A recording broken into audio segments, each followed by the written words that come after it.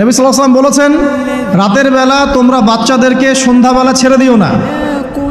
সন্ধ্যাবেলা বাচ্চাদেরকে ছেড়ে দিও না, আগে ভালো করে সন্ধ্যাটা হয়ে যাক, যদি ছাড়তে হয় তারপর ছেড়ো।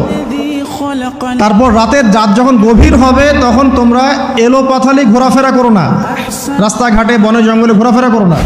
কারণ এই সময় এমন কিছু মাখলুককে আল্লাহ পাক ছেড়ে দেন যাদেরকে তোমরা দেখো না। এখন বিজ্ঞান যেটা প্রমাণ করতে পারে নাই, এটা কি বিজ্ঞানের ব্যর্থতা না ইসলামের ব্যর্থতা? যদি বৈজ্ঞানিকভাবে আপনি প্রমাণ করতে না পারেন তাহলে সেটার কোনো অস্তিত্ব নাই। এই কথাটাকে ডাহা মিথ্যা কথা।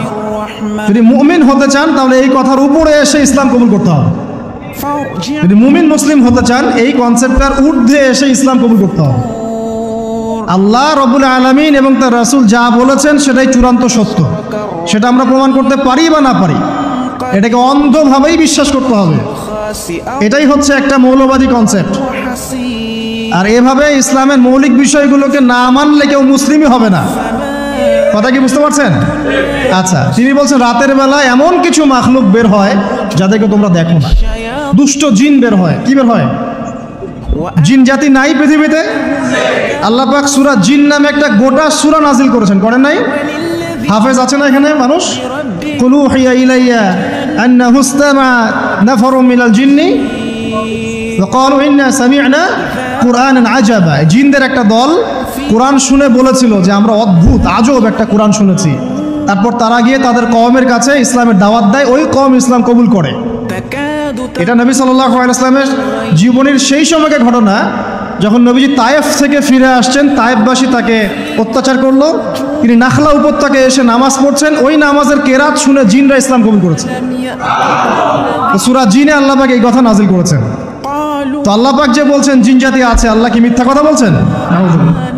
নাকি নাসা যখন বলে এলিয়েন আছে তখন ওইটা সত্য, আর আল্লাহ বলছেন জিন জাতি আছে এটা মিথ্যা? তা আমাদেরকে আবার নতুন করে মুসলমান হওয়া লাগবে এখন না? আমাদের কনসেপ্ট চেঞ্জ হয়ে গেছে। আবার দেখেন আল্লাহ পাক বলছেন সূরা জারিয়াতের 56 নম্বর আয়াতে, ওয়ামা খালাকতুল জিন্না ওয়াল ইনসা ইল্লা লিয়াবুদুন। আমি জিন আর মানুষকে শুধু আমার ইবাদত করার জন্যই সৃষ্টি করেছে। তাহলে দুটো জাতি পাওয়া গেল, জিন এবং মানুষ। জিন কিসের তৈরি? আগুনের তৈরি। মানুষ কিসের তৈরি? কাদামাটি। ফেরেশতা কিসের তৈরি? নূরের তৈরি। তো এই যে সৃষ্টির বৈচিত্র্য, এটা কার সৃষ্টি? তো সেই আল্লাহ পাকের জ্ঞান সবচেয়ে বেশি না আমার জ্ঞান সবচেয়ে বেশি? সে আল্লাহর পক্ষ থেকে যখন কোরআন এবং হাদিস নাজিল হবে তা আমি অন্ধভাবে মানবো না, নাকি আমি আল্লাহকে চ্যালেঞ্জ করবো ইবলিসের মতো? ইবলিস আল্লাহকে চ্যালেঞ্জ করছে না, খালাকতানি মিন নার ওয়া খালাকতাহু মিন তিন। আমি কেন আদমকে সিজদা করতে যাব? আমি কেন আদমকে সিজদা করতে যাব? আপনি আদমকে সৃষ্টি করেছেন মাটি দিয়ে, আমাকে সৃষ্টি করেছেন আগুন দিয়ে। তাহলে আমি আদমের চাইতে সুপিরিয়র, আমি আদমের চাইতে সেরা, তা আমি কেন ওকে সিজদা করতে যাব? তো ইবলিস আল্লাহকে চ্যালেঞ্জ করলো না? তো এখন আমরা যারা আল্লাহকে চ্যালেঞ্জ করছি, এখন এই বিশ্বে যারা আল্লাহকে চ্যালেঞ্জ করছে, কোরআনকে চ্যালেঞ্জ করছে, হাদিসকে চ্যালেঞ্জ করছে, এরা কি আল্লাহর অনুগত বান্দা না ইবলিসের এজেন্ট? এরা এই চ্যালেঞ্জিং ফিলোসফিটা পেল কোথা থেকে? ওই ইবলিস থেকে। ইবলিস থেকে এই ফিলোসফি এসেছে। আর ইবলিস তো এখনো মরে যায় নাই, মরে গেছে, বরং সে এখন প্রবীণ বয়স্ক হয়ে গেছে, তার অভিজ্ঞতা এখন অনেক বেশি। তার অভিজ্ঞতা কি বেশি? দেখবেন ইবলিস সবার আগে আদম সন্তানের গা থেকে কাপড় খুলে ফেলেছিল, জানেন? আপনাকে দেখাচ্ছি, সূরা আরাফ পড়েন। সূরা আরাফের মধ্যে আল্লাহ পাক বলছেন, ইয়া বানি আদম, হে আদম সন্তান, লা ইয়াফতিনান্নাকুমুশ শাইতান, হে আদমের সন্তানরা তোমরা শুনে রাখো, শয়তান ইবলিস যেন তোমাদেরকে ফিতনায় ফেলতে না পারে। কে বলছেন? আল্লাহ। কিরকম ফিতনা? ইয়ানজিউ আনহুমা লিবাসাহুমা, যে ইবলিস তোমাদের বাবা মায়ের গা থেকে কাপড় খুলে ফেলেছিল। ইয়া বানি আদম লা ইয়াফতিনান্নাকুমুশ শাইতান কামা আখরাজা আবাওয়াইকুম মিনাল জান্নাহ ইয়ানজিউ আনহুমা লিবাসাহুমা। আল্লাহ পাক বলছেন, হে আদমের সন্তানরা তোমরা সতর্ক থেকো, ইবলিস যেন তোমাদেরকে ফিতনায় ফেলতে না পারে, যেমন করে সে তোমাদের বাবা এবং মাকে জান্নাত থেকে বের করে দিয়েছিল এবং তাদের গায়ের কাপড় খুলে ফেলেছে। কখন কাপড় খুলে গেছে জানেন? যখন ওই যে গাছের কাছে তারা চলে গেলেন, ওই যে এই গাছের কাছে যেও না, ওয়ালা তাকরাবা হাদিহিশ শাজারা, তোমরা এই গাছের কাছে যেও না। যখনই তারা গাছের কাছে গেলেন, ফল খেলেন, সাথে সাথে গায়ের কাপড় খুলে পড়ে গেছে। এর আগ পর্যন্ত দুজন জানতেন না কার লজ্জাস্থান কেমন। এই ঘটনার পর একে অপরের লজ্জাস্থান উন্মুক্ত হয়ে যায়। তারপর তারা জান্নাতের পাতাগুলো ছিঁড়ে ছিঁড়ে লজ্জাস্থান ঢাকতে লাগলেন। তাহলে ইবলিস আমাদের পিতামাতাকে প্রতারিত করে ধোকায় ফেলে গা থেকে কাপড় খুলে ফেলেছে না? কথা কি বুঝতে পারছেন? এটাই আল্লাহ পাক বলছেন, তোমাদের কাপড় যেন তারা খুলতে না পারে, তোমাদেরকে যেন হে আদম সন্তান ইবলিস ফিতনায় ফেলতে না পারে।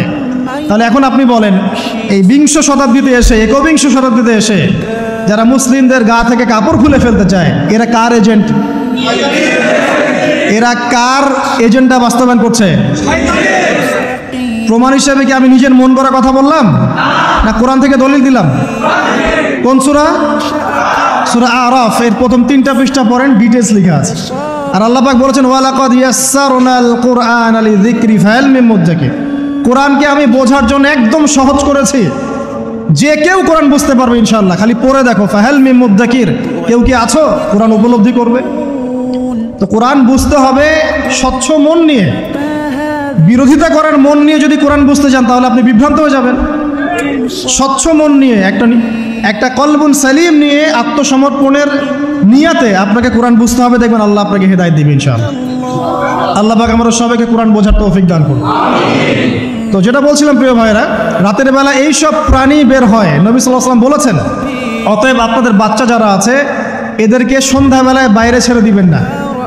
এখন কিন্তু প্রচুর ঘটনা ঘটছে, প্রচুর জিনঘটিত ঘটনা ঘটছে, রুকিয়া করাতে হচ্ছে, জাদুটোনা করা হচ্ছে, বানটোনা করা হচ্ছে না? আর অনেক সময় আমরা মনে করি, এখন সায়েন্সের যুগ তো, মানুষ মনে করে এগুলোর কোনো ভিত্তি নাই মনে হয়। কোরআন বলছে জাদু সত্য। কে বলছে? কোরআন বলছে জাদু সত্য। কোন সূরা? সূরা বাকারা আয়াত নাম্বার 101। সূরা বাকারা আয়াত নাম্বার 101, 102 পড়ে দেখেন। ওয়াত্তাবাউ মা তাতলু শায়াতিন আলা মুলকি সুলাইমান, এই আয়াতটা পড়েন, বিশাল একটা আয়াত আছে। ওয়ামা কাফারা সুলাইমান ওয়ালাকিন্না শায়াতিন কাফারু ইউআল্লিমুনা আন-নাস আস-সিহর। এই সিহর দিয়ে কি হতো? মা ইউফাররিকুনা বিহি বাইনাল মারই ওয়া যাওজি। সুলাইমান আলাইহিস সালামের সময় এই জাদুবিদ্যার প্রচলন ছড়িয়ে পড়ে। এই জাদু মানুষ শিখে কি করছিল? নারী পুরুষের মাঝখানে, স্বামী স্ত্রীর মাঝখানে বিভেদ সৃষ্টি করছিল। এখন দেখেন না, পরিবারের স্বামী স্ত্রীর বন্ধন ভেঙে যায় না? খুব ভালো সম্পর্ক, হঠাৎ করে সম্পর্ক খারাপ, কেউ কাউকে দেখতে পারে না, এমন হচ্ছে না? এই জাদুবিদ্যা সত্য। এবং এখনকার অনেক ভণ্ড যে কবিরাজগুলো বের হয়েছে, এরা জিনকে তাবে করে নিয়ে এই জিনদের মধ্য দিয়ে মানুষের মধ্যে জাদু ছড়িয়ে দিয়েছে, এবং এর ফলশ্রুতিতে বহু পরিবার ধ্বংস হয়ে যাচ্ছে। এই জাদুবিদ্যা সত্য। রাতের বেলা ঘুমানোর সময়ও আয়াতুল কুরসি তেলাওয়াত করতে হয়। এই হাদিসের রাবি হচ্ছেন আবু হুরায়রা রাদিয়াল্লাহু তাআলা আনহু, যাকে নবী সাল্লাল্লাহু আলাইহি ওয়াসাল্লাম গনিমতের মাল পাহারা দেওয়ার দায়িত্ব দিয়েছিলেন। তো প্রথম রাতে আবু হুরায়রা রাদিয়াল্লাহু আনহু লক্ষ্য করলেন যে মাল চুরি করার জন্য একজন এসেছে। তিনি চোরকে ধরলেন। চোর খুব অনুনয় বিনয় করলো যে আমার অবস্থা খুব খারাপ, খুব দরিদ্র, আমাকে ছেড়ে দাও। আবু হুরায়রা রাদিয়াল্লাহু আনহু তাকে ছেড়ে দিলেন। পরের রাতে সেই চোর আরও একবার আসলো, তিনি আবার তাকে ধরলেন, আবারও ছেড়ে দিলেন। তৃতীয় রাতে তিনি তাকে ধরলেন এবং বললেন, এবার তোমাকে আমি ছাড়বো না। তখন সেই ব্যক্তি, বিখ্যাত সাহাবী আবু হুরায়রা রাদিয়াল্লাহু আনহুকে বলছেন যে আমি তোমাকে বিশেষ একটা আমল শিখিয়ে দিব, যে আমলটা করলে পরে রাতের বেলা শয়তান তোমার নিকটবর্তী হবে না। তো আবু হুরায়রা রাদিয়াল্লাহু আনহু বলছেন, কি সেই আমল? শিখিয়ে দাও, যদি শিখিয়ে দাও তাহলে ছেড়ে দেব তোমাকে। তখন সেই ব্যক্তি বলছে যে রাতের বেলা কেউ যদি আয়াতুল কুরসি তেলাওয়াত করে ঘুমানোর সময়, সেই ব্যক্তির ধার কাছেও শয়তান আসবে না ইনশাআল্লাহ, এবং আল্লাহ পাকের পক্ষ থেকে একজন ফেরেশতা তাকে পাহারা দিবে ইনশাআল্লাহ। তো রাসূলুল্লাহ সাল্লাল্লাহু আলাইহি ওয়াসাল্লাম পরের দিন ফজরের নামাজে আবু হুরায়রা রাদিয়াল্লাহু আনহুকে দেখে মুচকি মুচকি হাসছেন যে তোমার রাতের সাথীর কি খবর? কারণ ওহীর মাধ্যমে নবী সাল্লাল্লাহু আলাইহি ওয়াসাল্লাম আগেই জেনেছেন কি হয়েছে গত রাতে। এটাই আল্লাহ পাকের ওয়াহী, যেটা কোনো বিজ্ঞান যুক্তি দর্শনের ব্যাখ্যায় আসবে না। আসবে না। তো আবু হুরায়রা রাদিয়াল্লাহু আনহু বলছেন যে আমি তো ইয়া রাসূলুল্লাহ তাকে ছেড়ে দিয়েছিলাম, পরে আবার এসেছে, আবার ধরেছি, আবার ছেড়ে দিয়েছে, আবার এসেছে। এবার ছাড়বো না পণ করেছিলাম, কিন্তু এবার সে আমাকে একটা আমল শিখিয়ে দিয়েছিল, তো এই আমল শেখানোর বদৌলতে আমি ওকে ছেড়ে দিয়েছি। কি আমল? রাতের বেলা আয়াতুল কুরসি তেলাওয়াত করলে শয়তান নিকটবর্তী হবে না, এবং রাতের বেলা একজন ফেরেশতা আল্লাহর পক্ষ থেকে ওই ব্যক্তিকে পাহারা দিবে ইনশাআল্লাহ। তো রাসূলুল্লাহ সাল্লাল্লাহু আলাইহি ওয়াসাল্লাম বলছেন এই কথা শুনে যে তোমার কাছে এসেছিল সে হচ্ছে ইবলিস, শয়তান। সে যতগুলো কথা বলে তার বেশিরভাগ কথাই সে মিথ্যা বলে, তবে এই কথাটা সে সত্য বলেছে। তার মানে আয়াতুল কুরসির ফজিলত কে জানিয়ে দিল? তাহলে জ্ঞান যদি সত্য হয়, জ্ঞানটা যদি সত্য হয়, মানে আল্লাহ এবং তার রাসূলের দলিল থাকে সেখানে, তো সেই সত্য জ্ঞানটা নেয়ার ব্যাপারে কোনো প্রতিবন্ধকতা থাকবে না। যে কোনো ব্যক্তি এমন কোনো কথা বলুক যেটা কোরআন এবং সুন্নাহর সাথে মিলে গেছে, এই কথা নিতে কি কোনো আপত্তি আছে? নাই। আর যে কোনো ব্যক্তি যত বড় আলেম হোক আর স্কলার হোক আর বুদ্ধিজীবী হোক না কেন, তার কথা যদি কোরআন সুন্নাহর সাথে না মেলে সেই কথা কি আমরা গ্রহণ করব? এই সহজ কথাটা মেনে নিলে কিন্তু মুসলিমদের মাঝে কোনো ইখতিলাফ থাকে না। তারপরেও হয়তো কিছু মতপার্থক্য থাকবে, সেটা ইসলামের সৌন্দর্য, সেটা ইসলামের সৌন্দর্য। যেমন আপনি ফজরের আগে বেতরের নামাজ পড়ছেন, তাহাজ্জুদের নামাজ পড়ে বেতরের নামাজ পড়ছেন, তারপরে 2 রাকাত সুন্নত পড়ছেন, তারপরে ফরজ পড়ছেন, ঠিক আছে? এই আমলটা নবী সাল্লাল্লাহু আলাইহি ওয়াসাল্লাম কর্তৃক স্বীকৃত এবং সুন্নাহ। এখন কেউ যদি ঘুমানোর আগেই বেতের নামাজ পড়ে ফেলে, ঘুমানোর আগেই সে বেতের নামাজ পড়ে ফেলে, শেষ রাত্রে যদি নফল নামাজ পড়ার সুযোগ হয় পড়লো, পড়ে সুন্নত পড়ে ফজরের 2 রাকাত ফরজ পড়লো, তার আমল কি বাতিল? তো বেতরের নামাজ ঘুমানোর আগে পড়লেও চলে, শেষ রাত্রে পড়লেও চলে। তো ইসলামের এটা সৌন্দর্য না? সৌন্দর্য। মনে করেন যে আপনি জোহরের আগে, ফরজ নামাজের আগে 4 রাকাত সুন্নত পড়লেন, পড়েন না? আচ্ছা, এটা হাদিস থেকে প্রমাণিত তো? আচ্ছা, কেউ যদি 2 রাকাত সুন্নত পড়ে হবে না? হবে না? এটার হাদিস নাই? আছে। তাহলে এটা সৌন্দর্য না? এটা সৌন্দর্য। কখন এটা আমল করলেন, কখন ওইটা আমল করলেন। আচ্ছা, এরকম বলতে গেলে রাত শেষ হয়ে যাবে আসলে। মানে অসংখ্য আমল আছে যেগুলো ইসলামের সৌন্দর্য। রাসূলুল্লাহ সাল্লাল্লাহু আলাইহি ওয়াসাল্লাম সাহাবায়ে কেরামের যুগে এভাবেই সাহাবীরা আমল করেছে। আর এখন কি হয়েছে, আমরা যে হাতির 7 কানার হাতি দেখার গল্প আছে না?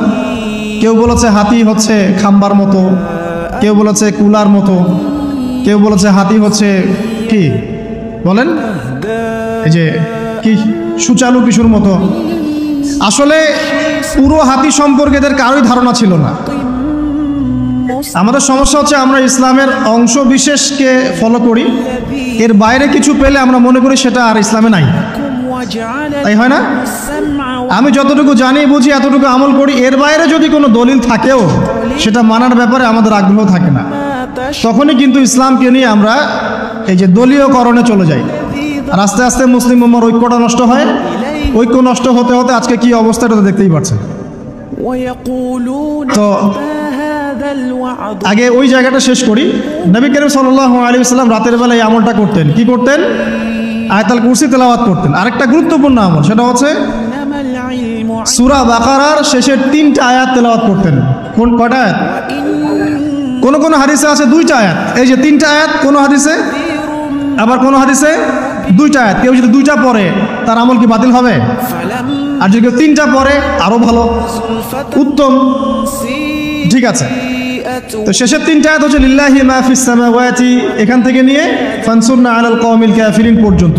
নবী সাল্লাল্লাহু আলাইহি ওয়াসাল্লাম বলেছেন রাতের বেলা কেউ যদি এই আমলটুকু পড়ে, শুধু এতটুকুই পড়ে, সূরা বাকারার শেষের 3টা আয়াত বা 2টো আয়াত, সারা রাতের জন্য যথেষ্ট হয়ে যাবে ইনশাআল্লাহ।